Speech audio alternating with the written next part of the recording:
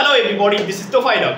আজকের এই ভিডিওতে আমি তোমার সঙ্গে শেয়ার করব 7টা অ্যাডভান্স ইংলিশ এক্সপ্রেশনস, যে এক্সপ্রেশনসগুলি খুবই ইম্পর্ট্যান্ট আমাদের ডে টু ডে লাইফে ইংরেজিতে কথা বলতে চাইলে। ওকে, সো এই ভিডিওটাকে অবশ্যই তোমরা শেষ পর্যন্ত দেখো। আমি যে এক্সপ্রেশনগুলি শেয়ার করবো এগুলো খুবই useful, right? So stay connected with me till the end end let's get started. Okay, তো আমরা প্রথম ইংলিশ এক্সপ্রেশনটাকে দেখে নাও। আমি এখানে কিন্তু বাংলাতে লিখিনি, রাইট? আমি ইংলিশটা বলবো এবং ইংলিশে বাংলা অর্থটাও কিন্তু আমি সুন্দর করে তোমাদের সঙ্গে শেয়ার করবো। Okay, so don't be upset, right? The first expression is don't drag me into this matter. I'm gonna say it again, right? Don't drag me into this matter. Don't drag me into this matter. This is a very common English expression. দেখো, এই এক্সপ্রেশনটা খুবই গুরুত্বপূর্ণ expression. কেন? দেখো, এটার বাংলা অর্থ হচ্ছে কি বলতো, যে কি আমাকে এই ব্যাপারে টানবেন না। ওকে, আমাকে এই ব্যাপারে টানবেন না, রাইট? যে ধরে নাও যে কোথাও কোনো মানে ঝগড়া, একটা তর্ক মনে করো যে সৃষ্টি হয়ে গেছে, রাইট? এবং তুমি কাউকে সেই তর্কের মধ্যে টানার চেষ্টা করছো, কিংবা তোমাকে হয়তো কেউ সেই তর্কের মধ্যে কিংবা সেই সমস্যার মধ্যে মানে টানার চেষ্টা করছে। At the time you can use this expression, don't drag me into this matter. Don't drag me into this matter অর্থাৎ আমাকে এই ব্যাপারে টানবেন না, আমাকে এই ব্যাপারে টানবেন না, রাইট? সো আই হোপ তুমি বুঝতে পারলে যে এক্সপ্রেশনটা খুবই একটা important expression. So you can use this expression the moment when someone trying to drag into a argument. Okay, then you can use this expression. So don't drag me into this matter basically means আমাকে এই ব্যাপারে টানবেন না। Clear? Okay, the next one, I am fed up with my job. এটা খুবই common expression. Okay, I am fed up with my job. দেখো, এখানে fed up আমি বলে দিই, fed up এটা হচ্ছে একটা phrasal verb, right? fed up basically means tired, frustrated, annoyed। মানে কোন একটা জিনিস নিয়ে তুমি কি বলতো, যখন ফ্রাস্ট্রেটেড হয়ে যাও, টায়ার্ড হয়ে যাও, মানে সেই কাজটা আর তোমাকে কন্টিনিউ করার ইচ্ছা করে না। ওকে, অ্যাট দ্য টাইম তুমি এই ফ্রেজাল ভার্বটাকে ইউজ করতে পারো, fed up। সো এখানে দেখো এক্সপ্রেশনটা রয়েছে I am fed up with my job. Job basically means কাজ, একটা প্রফেশন যেটাতে তুমি যুক্ত রয়েছো, রাইট? তো বলছো I am fed up with my job অর্থাৎ আমি আমার কাজের প্রতি কি বলতো ফেড আপ হয়ে গেছি। ইট মিন্স টায়ার্ড হয়ে গেছি, ফ্রাস্ট্রেটেড হয়ে গেছি, আমি আর এই কাজটাকে মানে এই এক্সপ্রেশনটা তুমি তখনই বলবে বেসিক্যালি যখন কোনো একটা কাজ তুমি লং টাইম ধরে করছো, রাইট? এবং লং টাইম ধরে সেই কাজটা করার ফলে কি হয়েছে, তোমাকে মানে সেই কাজটার প্রতি একটা বিরক্ত তৈরি হয়ে গেছে, ফ্রাস্ট্রেটেড হয়ে গেছে, তুমি টায়ার্ড হয়ে গেছে সেই কাজটা করতে।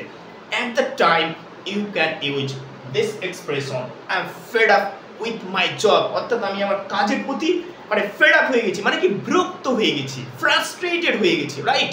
বুঝতে পারছো? তো কোন সিচুয়েশনে তুমি এই এক্সপ্রেশনটা বলতে পারবে? Fade up with my job. Clear? তো এটা খুব ভালো একটা expression, right? Okay, so next expression is get to the point. Get to the point. This is also a fine expression. You know why? Get to the point.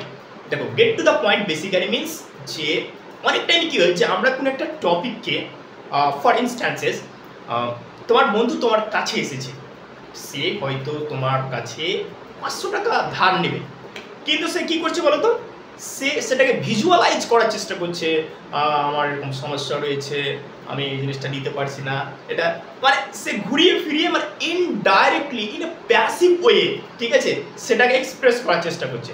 তো তখন তুমি কেউ যদি তোমার সামনে এরকম করে থাকে যে কোনো একটা কথা মানে সরাসরি না বলে ঘুরিয়ে ফিরিয়ে বলার যখন চেষ্টা করবে, at the time you can use this expression. সেই মুহূর্তে তুমি এই এক্সপ্রেশনটাকে ব্যবহার করতে পারো যে get to the point. It means যে কি পয়েন্টে এসো সোজা, ঠিক আছে, ঘুরিয়ে ফিরিয়ে বলতে হবে না, সরাসরি বলো। এটার মানে get to the point basically means সরাসরি বলো, that's it. It means clearly say what you want to say. তুমি যেটা বলতে চাও সেটা তুমি ক্লিয়ারলি বলো। ওকে, সো এই এক্সপ্রেশনটা বুঝতে পারলে যে সরাসরি বলো, গেট টু দ্য পয়েন্ট, অত ঘুরিয়ে ফিরিয়ে অত কিছু ভিজুয়ালাইজ করতে হবে না, coming to the point, right? So get to the point বুঝতে পারলে যে সরাসরি বলো। সো এই এক্সপ্রেশনটা তোমরা ইউজ করতে পারো, খুব ভালো expression, get to the point. Okay, then the next one is I am exhausted. I am exhausted. দেখো, আমরা যখন ক্লান্ত থাকি তখন আমরা কি বলে থাকি I am tired, right? It means কি আমি ক্লান্ত। বাট তুমি যখন প্রচণ্ড ক্লান্ত থাকবে, মানে যখন তুমি এক্সট্রিম লেভেলে মানে ক্লান্ত হয়ে যাবে, অ্যাট দ্য টাইম তুমি এই এক্সপ্রেশনটা ইউজ করবে, I am exhausted. I am exhausted it means কি আমি খুবই ক্লান্ত হয়ে গেছি। দেখো exhausted basically means very tired, right? বুঝতে পারলে? দেখো এক্সজস্টেড বেসিক্যালি মিনস কি বলতো, very tired. So instead of saying I am very tired, you can say I am exhausted. অর্থাৎ I am very tired বলার পরিবর্তে তুমি বলতে পারো I am exhausted. I am exhausted, right? It means যে কি আমি অত্যন্ত ক্লান্ত। বুঝতে পারছো?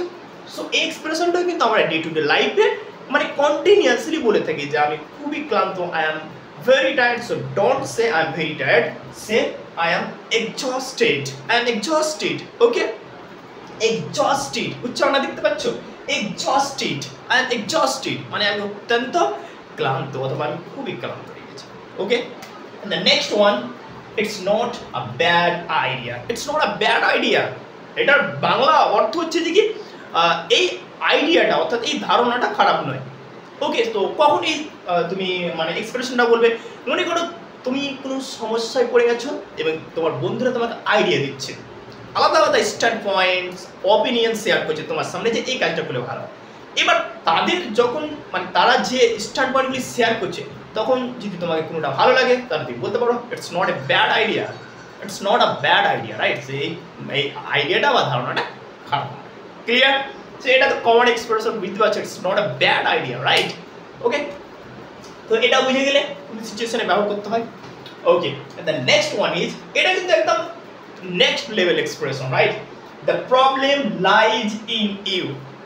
The problem lies in you. দেখো এখানে প্রবলেম মানে কি বলতো, প্রবলেম মানে সমস্যা, রাইট?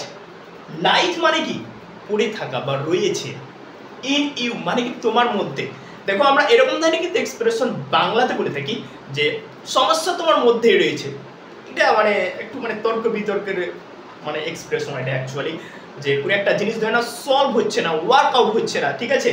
আমরা এরকম ফ্রেন্ড সার্কেলেও ব্যবহার করে থাকি যে সমস্যা তোমার মধ্যে রয়েছে তার জন্য এটা সমাধান হচ্ছে না। ওকে, এই যে সমস্যা তোমার মধ্যেই রয়েছে, once again I want to say that সমস্যা তোমার মধ্যেই রয়েছে। ওকে, তো এটাকে ইংরেজিতে বলবে the problem lies in you. The problem lies in you, it means সমস্যা তোমার মধ্যে রয়েছে। এটা খুব ভালো একটা expression. Okay, the problem lies in you মানে সমস্যা তোমার মধ্যেই রয়েছে। খুব সুন্দর একটা এক্সপ্রেশন, তুমি ইউজ করতে পারো। আমি তোমাকে ভিজুয়ালাইজও করে দিলাম যে তুমি কোন সিচুয়েশনে এটাকে ব্যবহার করতে পারো। Okay, so the problem lies in you, সমস্যা তোমার মধ্যে রয়েছে। এবার মনে করো তুমি হয়তো ফ্রাস্ট্রেটেড হয়ে বলছো কি সমস্যা, হ্যাঁ হ্যাঁ সমস্যা আমার মধ্যেই রয়েছে, তো তুমি এটা কিভাবে বলবে? সিম্পল, ইউকে রিপ্লেস করে মি লাগিয়ে দাও, that's it. The problem lies in me, the problem lies in me, হ্যাঁ সমস্যা আমার মধ্যেই রয়েছে। বুঝতে পারলে ব্যাপারটা?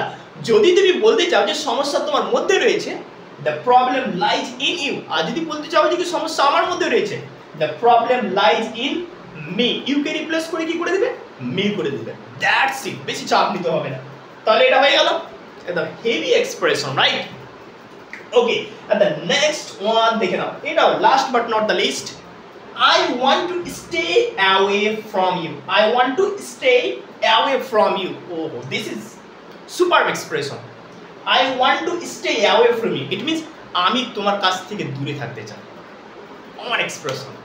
আর এগুলো এক্সপ্রেশন স্পেশালি আমরা তখনই বলে থাকি যখন ইমোশনালি কোনো জিনিসের সঙ্গে অ্যাটাচ হয়ে যায়, স্পেশালি কোনো পার্সনের সঙ্গে, এবং এক টাইমে ফ্রাস্ট্রেটেড হয়ে যায়, তখন এরকম ধরনের সেন্টেন্স বলে থাকি I want to stay away from you. আমি তোমার কাছ থেকে দূরে থাকতে চাই। বুঝতে পারছো? as simple as that. Stay away basically means দূরে থাকা। ওকে, stay away এটা হচ্ছে একটা phrasal verb, right?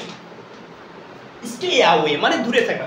so I want to stay away from you, it means আমি তোমার কাছ থেকে দূরে থাকতে চাই। I want to stay away from it. Okay, so I hope এই যে আমি 7টা ইংলিশ এক্সপ্রেশন তোমাদের সঙ্গে শেয়ার করলাম, এই এক্সপ্রেশনগুলি তোমাদের অবশ্যই ইংলিশ স্পিকিং লেভেলকে ইমপ্রুভ করতে সাহায্য করবে। So thanks for watching this video. ভিডিওটি ভালো লাগলে অবশ্যই লাইক করবেন এবং বাংলা থেকে ইংলিশ শেখার জন্য আমাকে ফলো করবেন। Thank you.